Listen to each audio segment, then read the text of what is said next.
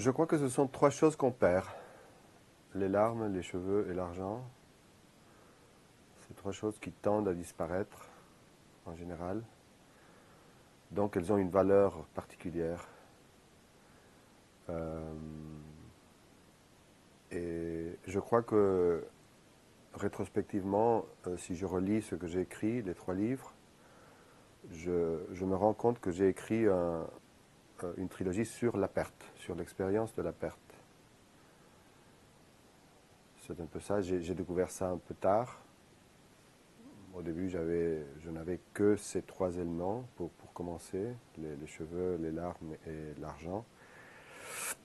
Je savais que c'était des éléments assez personnels, assez capricieux, mais j'avais besoin justement de quelque chose comme ça pour aborder cette époque, les années 70 en Argentine, qui est une époque assez compliquée,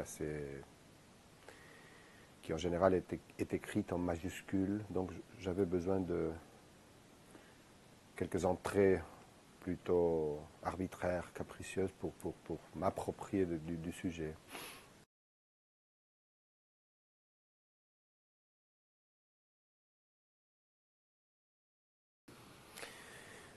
Oui, peut-être. En tout cas, il est plus un fresque que l'histoire des larmes et que l'histoire des cheveux. Mais en tout cas, c'est un fresque familial. Ce qu'on décrit là, c'est plutôt le, toute la trajectoire d'une famille qui se défait très vite. Les parents du héros divorcent lorsqu'il a 3 ans. Donc ce qu'on voit plutôt, c'est l'explosion d'une famille et sa reconstitution. Mais c'est pas exactement un fresque historique ou un fresque social, puisque l'Argentine, les problèmes de l'Argentine ou l'histoire argentine n'apparaît dans le roman que de biais, non? C'est quelque chose d'oblique, de diagonal. C'est plutôt, oui, le parcours d'une famille.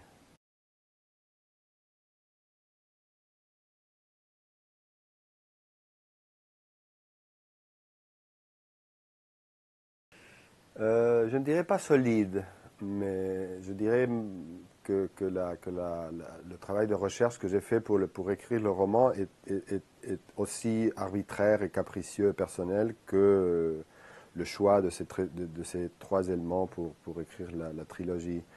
Mais je me suis beaucoup renseigné sur le prix des choses. Mais j'avais une idée à laquelle je tenais beaucoup au début, c'est de mettre, chaque fois que je faisais mention dans le roman de quelque chose qui était acheté ou qui était vendu, de mettre à côté, entre parenthèses, le prix. Donc, comme ça, le roman allait être une sorte de document euh, qui allait témoigner du changement des prix, du changement de la monnaie en Argentine à travers une quarantaine d'années. Et après, j'ai découvert que c'était impossible de faire ça, de connaître vraiment le prix des choses, le prix que coûtait, je ne sais pas, un ticket de bus en 1972. C'était très très compliqué. Donc j'ai renoncé. Mais quand même, j'ai gardé de cette idée-là la prétention d'être assez documentaire euh, quant au phénomène économique. Non? Mais plutôt, je travaille, et là, je crois que c'est valide, c'est valable pour les trois romans, je travaille surtout avec, non pas exactement avec l'époque, avec la période, mais avec une idée de l'époque, avec un souvenir de l'époque, ou même avec un fantasme de l'époque. Donc, euh, j'aime travailler sur ce flou, sur cette imprécision, euh, oui, sur ces contours troublés d'une époque. Parce que les trois livres, je crois, ce qu'ils racontent, au fond, c'est comment se forme, comment se constitue une sensibilité. Donc, et la sensibilité, je crois que ça a beaucoup ça a un rapport très, très, très intime avec une certaine imprécision. Elle peut devenir très précise, une sensibilité, mais elle se configure un peu à tâtons, comme ça. Donc, parfois, je découvrais qu'il y avait des incorrections, des imprécisions dans quelque chose que j'évoquais à propos de la période historique. Je préférais laisser ça comme ça, parce que je trouvais que ce n'était pas la vérité historique que je recherchais, c'était plutôt la vérité d'une perception d'une réalité historique, et que cette vérité continue à être, même si la perception est fausse. Donc, c'est la vérité d'une perception fausse, mais c'est la vérité d'une perception. Et c'est toujours ça qui m'intéresse. C'est pas exactement trouver la vérité, ce qui est arrivé, mais plutôt les idées qu'on se fait de ce qui est arrivé, les images qu'on a gardées de ce qui est arrivé, etc. Je préfère interroger ces zones un peu confuses où on croit se souvenir bien de ce qui s'est passé, mais à vrai dire, on déforme tout. J'aime beaucoup ça, j'aime beaucoup l'erreur de la perception, l'erreur de la mémoire, plutôt que son exactitude. Ouais.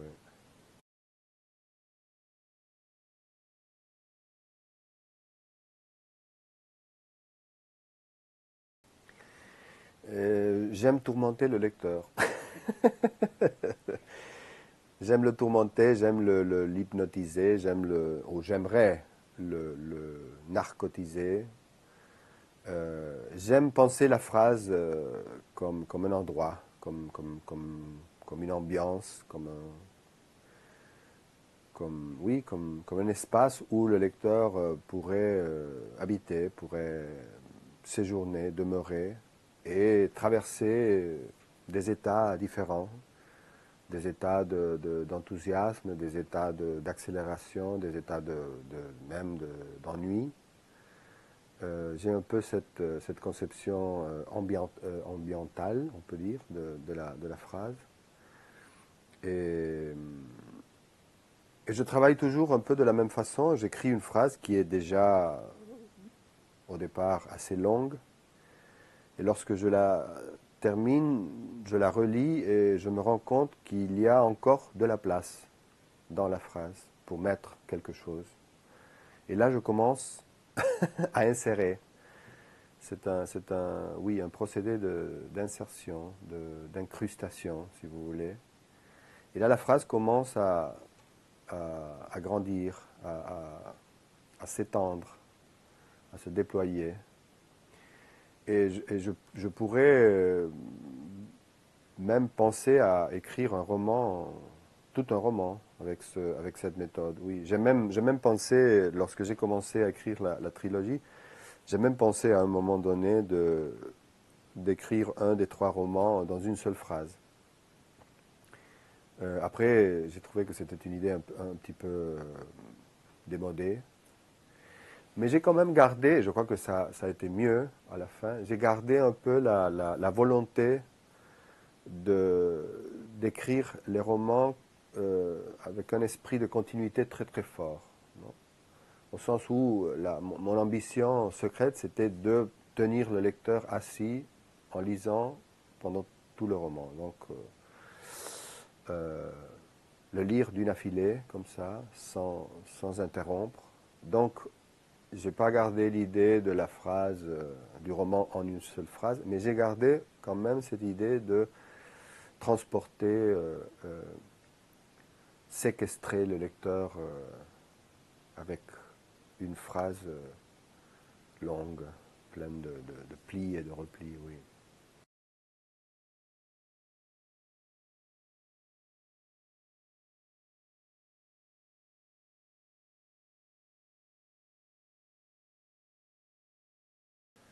Non, je ne crois pas. Euh,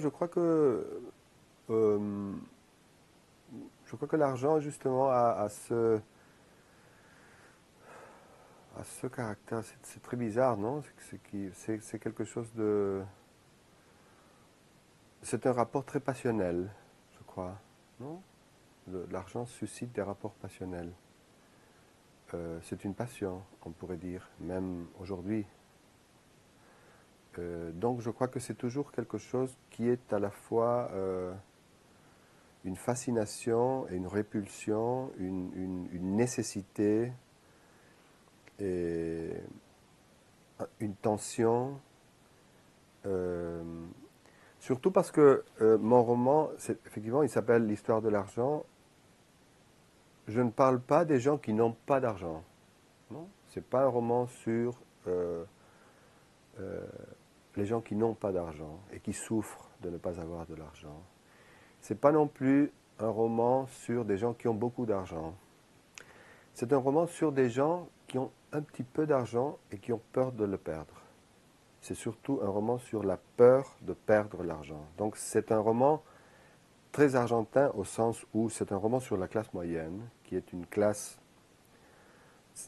pas spécifiquement argentine, mais en Argentine et surtout par rapport aux grandes capitales et à un certain niveau culturel, etc., c'est la classe représentative d'une certaine argentinité traditionnelle. Non, un pays en Amérique latine qui quand même a une classe moyenne très importante, très cultivée, etc. Donc j'ai voulu travailler surtout sur ce syndrome. C'est les gens qui ont un petit peu d'argent, mais qui ont la terreur, qui vivent dans la terreur de le perdre. Donc c'est un peu la peur, je crois. Mais ils font tout pour le perdre, pareil. Oui, mais ils font tout pour le perdre au sens où, pour se défendre de la terreur de le perdre, tu le perds. Donc tu décides de le perdre. Et tu transformes cette terreur en une passion. Donc tu passes de avoir peur de perdre ton argent à le gaspiller volontairement, si, si vous voulez. Mais, mais il y a une certaine épique dans ce gaspillage. Il y a, je ne sais pas si un héroïsme, mais il y a quelque chose de suicidaire, si vous voulez. Et je crois que le geste du gaspilleur est toujours un geste un peu aristocratique. Non? Donc, c'est une façon aussi, pour la classe moyenne, de cesser d'être dans cette position un petit peu dépendante, terrorisée, de celui qui a un petit peu, mais pas beaucoup, et euh, occuper une position complètement virtuelle, fictionnelle, si vous voulez. C'est bon, je suis un aristocrate, je peux faire ce que je veux de mon argent. Même le brûler, même le faire disparaître. Je crois qu'il y a une certaine passion en ce sens-là dans le roman.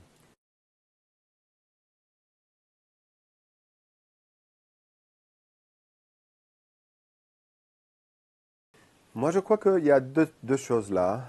Euh, une, L'une, c'est que quand même il sera un héritier. Il héritera quelque chose d'elle. Lui qui pensait qu'il allait rien hériter parce que justement elle avait gaspillé tout. Ça c'est une des choses. Et l'autre c'est que elle veut qu'il voie jusqu'à quel point euh, elle est devenue une sorte d'artiste de l'argent avec ces petits objets qu'elle a inventés. Et, et je dirais que c'est la leçon de la mère. Pour moi, la fin du roman, c'est le moment où le personnage de la mère, qui est un personnage très compliqué, très difficile, très dur, très aride, devient ou connaît une certaine rédemption. Non?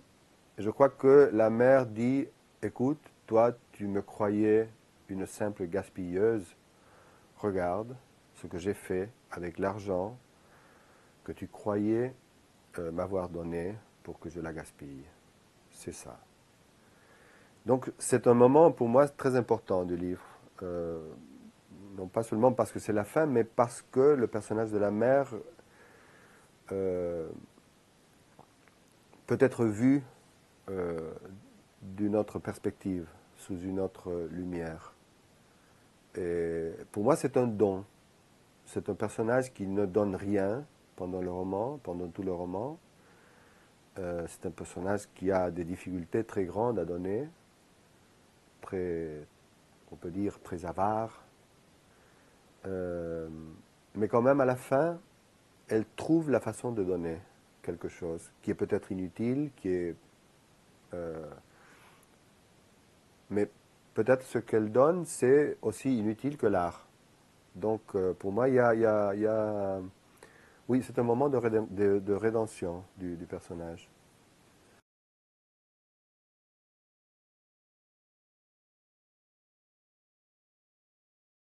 Oui, c'est ne plus avoir les moyens d'imaginer un futur, c'est la conscience euh, terrible de n'avoir plus de reste, c'est-à-dire de n'avoir plus de réserve.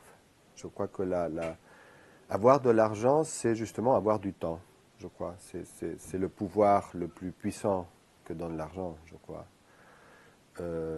Si vous avez une réserve, si vous avez un peu d'argent sur votre compte de banque, si vous avez des économies, vous pouvez, ça vous donne de l'air, ça vous donne du temps.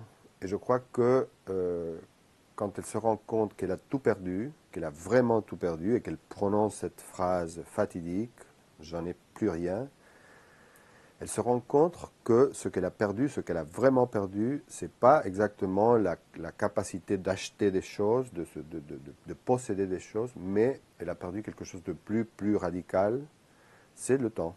Elle a perdu le temps. Donc elle ne peut pas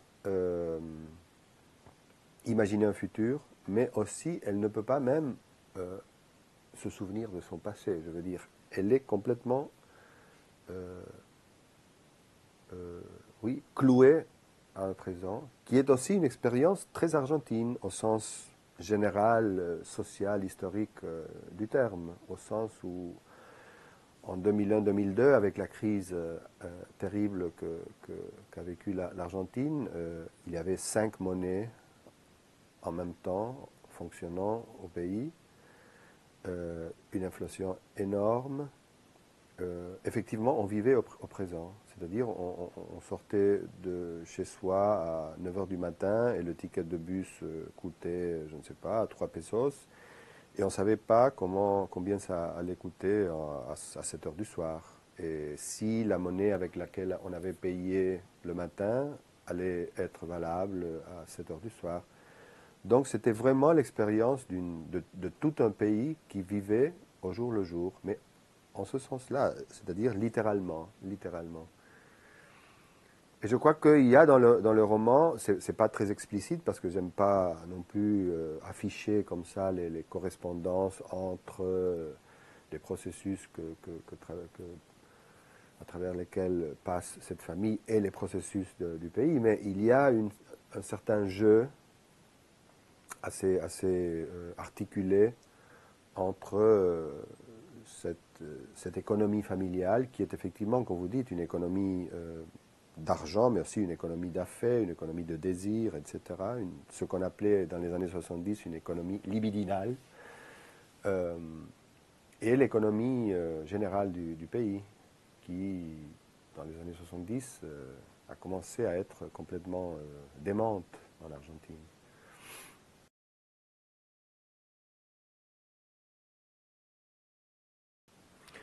Oui, oui, ce sont 3 romans qui sont effectivement qui tournent autour d'une série si vous voulez, de scènes ou de fantasmes d'enfance ou d'adolescence. J'ai moi-même grandi dans les années 70 en Argentine, donc j'avais 11 ans en 1970 et 21 en 1980. Donc cette décennie pour moi était une décennie très importante de tout point de vue, intellectuel, existentiel, érotique, artistique, etc. Mais il n'y a pas exactement un côté autobiographique au sens où je raconterais des trucs qui m'ont arrivé moi ou mes parents. il y a surtout, j'ai travaillé surtout sur ce niveau-là de la perception d'une époque, ou de la perception d'une famille, ou de la perception d'autres familles. C'est-à-dire, j'ai travaillé sur un stock, si vous voulez, qui est plutôt un stock d'impressions, de souvenirs, même de faux souvenirs, que pour une raison mystérieuse, j'ai gardé en moi, même en sachant que il n'était pas nécessairement vrai, mais je les ai gardés comme si c'était une matière première de quelque chose que euh, j'en aurais besoin à un moment donné. Donc, et lorsque j'ai commencé à travailler un peu sur cette recherche, si vous voulez, interne, sur les années 70, j'ai découvert qu'il y avait ça. C'était pas exactement des choses qui avaient arrivé à ma famille, mais des choses que moi je croyais que ma famille avait vécues à un certain moment donné. Et j'ai même pas voulu vérifier si c'était vrai ou non. J'ai même donné le livre à lire à ma mère, par exemple. Et ma mère m'a dit, ah, si tu m'avais consulté avant de l'écrire, j'avais tant d'histoires à te raconter, tant de trucs à rectifier, tant de... J'ai dit, non, mais écoute, exactement, c'est ce que je ne voulais pas. Je ne voulais rien rectifier. Parce que je ne veux pas la vérité au sens, surtout, où la vérité met toujours en place les choses. Non, ça ordonne. Et moi, je ne voulais pas écrire un roman évocatif, au sens où un roman qui établit un bilan, qui dit, bon, ça c'était ça venait ici, ça là. Je voulais plutôt l'idée d'un narrateur qui n'était pas en paix avec le passé, qui était plutôt en guerre encore avec le passé. Donc toutes les blessures que le passé pouvait avoir laissées sur lui étaient encore là, ouvertes. Et donc j'avais envie de mettre en scène cette tension entre un narrateur et le passé qu'il reconstruit. Euh, et donc je crois que là, ce n'était pas la vérité qui m'intéressait, c'est plutôt le rapport conflictuel de ce narrateur, subjectif et aussi distant, comme vous dites, à cette période-là, à cette époque, à ses souvenirs, au personnage de son passé, etc. Mais ma mère, quand même, a reconnu là-dedans un certain air, un certain vertige, euh, une certaine pathologie historico-familiale. Euh, Elle a beaucoup aimé le livre. Elle a beaucoup aimé le livre. Donc, c'est autobiographique, mais pas au sens où la fiction reprend, raconte des faits ou des séquences de faits ou des aventures ou des malheurs effectivement qui se sont passés.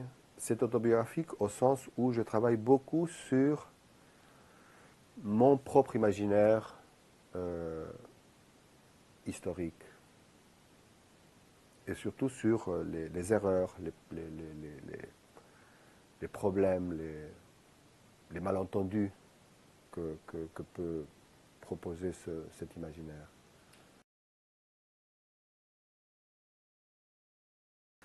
Parce que on croyait qu'il y avait de l'argent, mais de l'argent, le minéral. Donc c'est ça, oui. Mais c'est pas évident qu'il y ait. Et c'est un peu oui, le destin de ce pays-là, je crois. C'est une sorte de promesse. C'est une sorte de promesse qui déçoit, mais qui quand même, au moins au niveau de ces écrivains ou de ces artistes, a réussi à transformer ce jeu un peu triste entre promesse et déception en une certaine force, si vous voulez. Donc c'est ce qui nous donne encore de la force, ce qui nous fait encore croire ou espérer quelque chose de ce pays. Mais c'est un peu, oui, c'est un peu un bluff, si vous voulez. Euh, le rapport du non à, à ce qu'il semblait promettre. Mais c'est un, c'est un jeu de mots que, en espagnol, en argentin, ne fonctionne pas parce que Argentina, en espagnol, ne renvoie pas à argent. Euh, parce que argento, c'est l'argent, c'est un mot italien, c'est pas espagnol. Donc quand on dit Argentina, on ne pense pas à l'argent. On pense peut-être au métal, au minéral, l'argent, mais pas au fric. Pas au fric. Mon roman, il parle n'a que pas du le fric. sens du Oui, mot en français. exactement, exactement. Donc vous, Français, vous pouvez voir ça beaucoup mieux que nous.